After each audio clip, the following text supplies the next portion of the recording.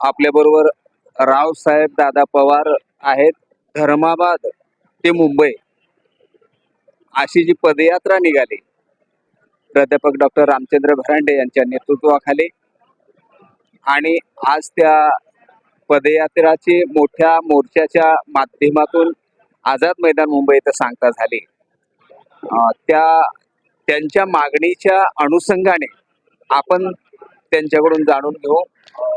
Sir, तुम्ही ही जी मागणी करताय अनुसूचित जाती आरक्षणामध्ये उपवर्गीकरण, काही लोकांचं मत असं आहे, आता तुम्ही महाराष्ट्रामध्ये वातावरण पाहत असाल, ही मागणी संविधानिक नाही आहे, संविधान विरोधी मागणी, आणि म्हणून ही मागणी जी बदल समिती महाराष्ट्र शासनाने नेमलेली आहे ती तात्काळ रद्द केली पाहिजे. अशा पद्धतीचा उठाव महाराष्ट्राच्या जिल्ह्यात तालुक्यापर्यंत होत आहे. अशा वातावरणामध्ये तुम्ही जवळजवळ 800 किलोमीटर चालत पदयात्रा करून या मुंबईमध्ये आला, त्याविषयी आपण काय सांगा? अनुसूचित जाती आरक्षणाच्या वर्गीकरणाची ही लढाई गेल्या अनेक वर्षापासून लढली जात आहे, आणि हा विषय केवळ महाराष्ट्रापुरता मर्यादित नाही, तर हा देश पातळीवरचा विषय आहे. अनुसूचित जाती आरक्षणामध्ये वर्गीकरण व्हावं ही पदयात्रा आम्ही धर्माबाद नांदेड जिल्ह्यामधून तेलंगणाच्या बांधून सुरू केली, आणि आज 6 तारखेला तब्बल 27-28 दिवसानंतर आम्ही या ठिकाणी पोहोचलो. अनुसूचित जाती आरक्षणामध्ये हा जातीचा संवर्ग आहे, आणि याच्यामध्ये वेगवेगळ्या जाती भारतीय संविधानाच्या निर्देशानुसार समावेश झालेले आहे. त्या एकजिनसी नाहीत. मुळात हा मुद्दा आहे. आता वाल्मिकी समाज आमच्या सोबत या आंदोलनामध्ये पाठिंबा देऊन सहभागी झाला. त्यांचं राहणीमान, त्यांचं कल्चर वेगळं आहे, मांगाचं कल्चर वेगळं आहे, बुरडांचं कल्चर वेगळं आहे, आणि वेगवेगळ्या जातीचं कल्चर वेगळं आहे.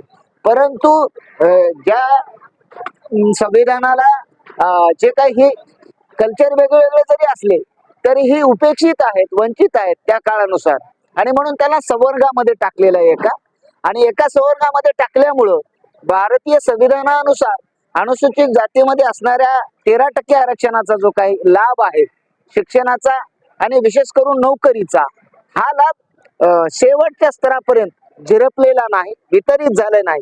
ही गोष्ट कधी लक्षात आली? जो समूह फुले शाहूंच्या विचारांना हळूहळू शिक्षणाच्या माध्यमातून आत्मसात करत गेला, आणि त्याला लक्षात आलं की आपण शिकलं तर आपला उद्धार होऊ शकतो, आणि परत आपल्याला प्रशासनामध्ये संधी मिळाली तर अजून आपला उद्धार होऊ शकतो, आपण या ठिकाणी व्यवस्थेच्या बरोबर सन्मानानं जगू शकतो. आणि त्या आर्थिक परिस्थितीमध्ये विकलांग असलेले समूह ते प्रचंड न्यूनगंडामध्ये जातात, आणि ते कुठलाही विचार त्यांच्यामध्ये रुजत नाही, आणि म्हणून त्यांना आर्थिक सुबत्ता यावी, सांस्कृतिक सुबत्ता हवी. याचं जर हे असेल, कोटेशन काय असेल, तर त्यांना आर्थिक सुबत्ता मिळाली पाहिजे. आणि म्हणून ही संविधानिक मागणी आहे. बाबासाहेब आंबेडकरांना समता शिकवलेली आहे, आणि समता म्हणजे सगळे माणसं ती कुठल्या जातीची असतील, धर्माची असतील, कारण इथे लोकशाही आहे. संविधानाने सगळ्यांना या देशाच्या तमाम साऱ्या साधन संपत्तीवर अधिकार आहे. आम्ही नुसते मतापुरते समान होऊन भागणार नाही, हे बाबासाहेबांचं कोटेशन आहे. आणि म्हणून ही न्यायिक मागणी आहे. 72 पासून, पंजाब पासून याचं वर्गीकरण होत आलेलं आहे, परंतु हा फुले शाहू आंबेडकरांचा महाराष्ट्र आहे, आणि म्हणून इथं समता रुजली पाहिजे.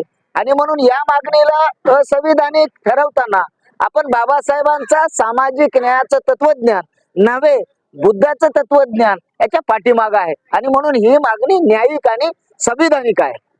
याला जोडून असा प्रश्न उपस्थित होतोय, विशेष करून विरोधाकडून जे विरोधक आहेत वर्गीकरणाचे, त्यांच्याकडून हा प्रश्न उपस्थित होतोय की जर मांग जात समूह किंवा तत्सम जातीपैकी कोणताही जात समूह वंचित राहिला असेल, मागं पडला असेल, त्या शर्यतीमध्ये बरोबरीला आला नसेल, तर त्याकरिता त्याची विशेष अशी आर्थिक तरतूद करा, त्यांच्या शिक्षणाची तरतूद करा, त्यांच्या आर्थिक उन्नतीमध्ये सुधार करण्यासाठी तरतूद करा.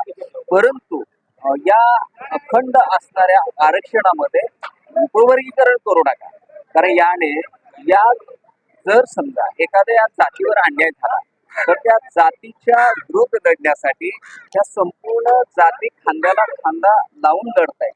जर वर्गीकरण झालं तर यामध्ये फूट पडेल आणि दुफळी निर्माण होईल असं त्यांचा आरोप आहे. त्याबद्दल काय सांगा? बिलकुल नाही. फूट पडणे हा जो काही मुद्दा आहे याला कुठलाही आधार नाही. कारण दोन भाऊ आहेत एका बापाचे, एका आई वडिलाचे. ते आपली संपत्ती वाटून घेतल्याच्या नंतर त्याच्यावरचं बापाचं प्रेम किंवा भाऊ बंधाचं प्रेम कमी होत नाही, कमी होत नाही.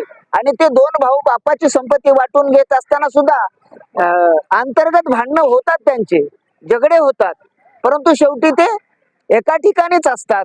अनेक संकट आले तरी एक मिळूनच ते संघर्ष करतात. त्यांच्यामधलं प्रेम अजिबात कमी होत नाही. आता ते म्हणत आहेत ते त्यांना माहित आहे कशी फूट पडणार आहे. बिलकुल याच्यामध्ये फूट पडणार. अजून जर वर्गीकरण झालं आणि या समाजाला जर न्याय मिळाला तर परत प्रेम वाढेल, एकमेकाबद्दल आपुलकी वाढेल, जिव्हाळा वाढेल. अशा प्रकारची ही आमची मांडणी आहे. आता त्यांची थेरी कुठली आता आम्हाला काही कळायला मार्ग राहिलेला नाही.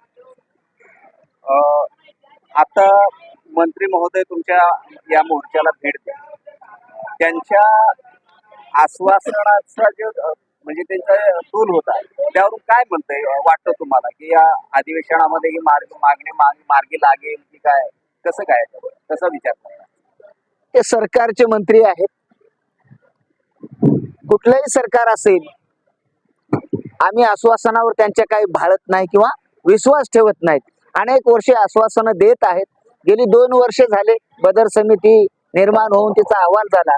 आज देऊ उद्या देऊ, बैठका घडवून आणू, अशा प्रकारच्या भूलथापा देऊन खेळवण्याचा प्रयत्न सरकारने करू नये.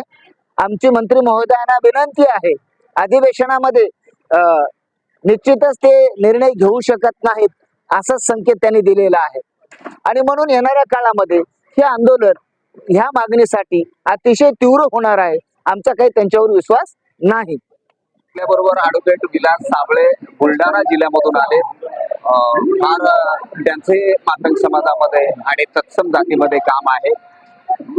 आपण त्यांच्याकडून समजून घेऊ मातंग समाज आणि इतर वंचित घटकासाठी अनुसूचित जाती आरक्षणात उपवर्गीकरण एवढं महत्वाचं काय आहे?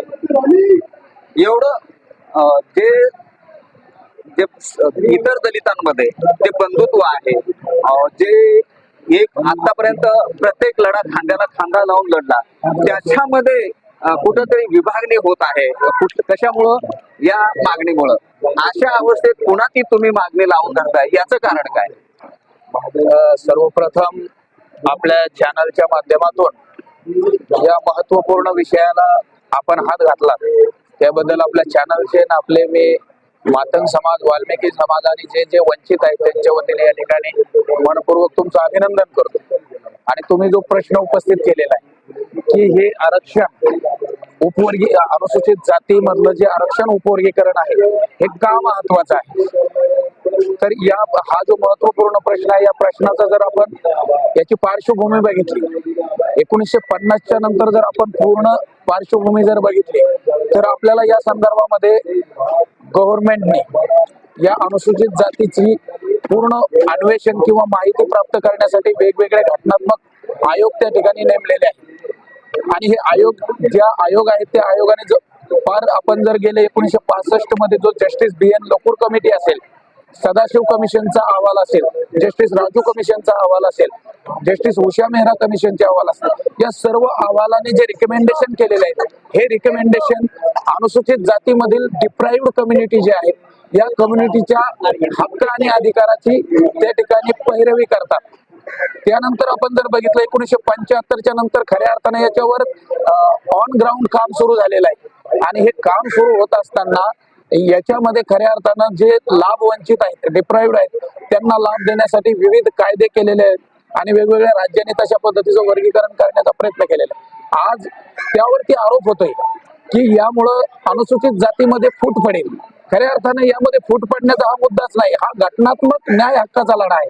आणि या घटनात्मक न्याय हक्कामध्ये भारतीय राज्यघटनेमध्ये घटनाकारांनी या अगोदरच तसे प्रोव्हिजन्स करून ठेवलेले आहेत. आपल्या प्रिएम्बल्स मध्ये घटनेचा उद्देश विषमता क्रिएट करणे नाही, तर सामाजिक न्याय प्रवर्धित करणे आहे. आणि मग तो न्याय जर त्या प्रवर्गामध्ये असणाऱ्या ज्या विविध जाती आहेत त्यांच्यामध्ये जर प्रचंड असमतोल असेल आणि हा असमतोल जर आपण कायम ठेवला तर तो न्याय ठरत नाही. मग हा न्याय ठरत नाही तर त्या राज्यघटनेमध्येच तशा पद्धतीचे घटनात्मक आयोग दिलेला आहे. 338 मध्ये तो आयोग आहे, अनुसूचित जाती आयोग. जर या आयोगाने खऱ्या अर्थानं जर चांगल्या पद्धतीनं काम केलं असतं आणि ही वस्तुस्थिती जर राष्ट्रपतीकडे मांडली असती तर या वंचित जातींना असा संघर्ष करण्याची वेळ आली नसती. आणि मग जे विरोधक आज आरोप करतात की या अनुसूचित जातीमध्ये फूट पाडण्याचा हा मार्ग आहे, ही वेळच आली नव्हती. भारतीय राज्यघटनेमध्ये घटनाकारांनी या तरतुदी करून ठेवलेल्या आहेत. फक्त प्रश्न असा आहे की या व्यवस्थेमध्ये बाबासाहेबांनी घटना परिषदेच्या त्यांच्या भाषणामध्येच त्यावेळेस स्पष्ट केलेलं होतं ही राज्यघटना विविध देशांचा अभ्यास करून एक परिपूर्ण राज्यघटना बनवलेली आहे. परंतु जर याची अंमलबजावणी करणारे राज्यकर्ते जर प्रामाणिक नसतील, इथल्या संवैधानिक यंत्रणा जर प्रॉपर पद्धतीने काम करणार नसतील तर निश्चितच ही जी राज्यघटना आहे कुचकामी ठरेल. आणि हे राज्यकर्त्यांचं अपयश आहे, या संवैधानिक संस्थांचं अपयश आहे. आणि त्यामुळं हे जे वंचित आहे या वंचितांचा आक्रोश या लढ्याच्या माध्यमातून समोर आलेला आहे आणि घटनात्मक आधार आहेत त्याला. त्यामुळं जे कोणी आरोप करतात की हे जे आरक्षण वर्गीकरणाची मागणी करणारे मातंग असो किंवा वाल्मिकी असो, ही RSS आणि बीजेपीचं षडयंत्र आहे. हे षडयंत्र RSS बीजेपीचं नाहीये. कारण हे जर षडयंत्र RSS बीजेपीचं असतं तर भारतीय राज्यघटनेमध्ये याचा उल्लेख कशाला केला असता. आणि त्याप्रमाणे ही मागणी आहे. त्यामुळे हे षडयंत्र बिलकुल नाही. वेळेच्या मर्यादा आहेत त्यामुळे मी फार जास्त विश्लेषण करणार नाही. होते ॲडव्होकेट विलास साबळे यांनी ही कायद्याच्या मर्यादा आणि काय जे सुरुवातीपासून हे आरक्षण का मागितलं जाते त्या संदर्भात चांगली त्यांची भूमिका मांडली. धन्यवाद.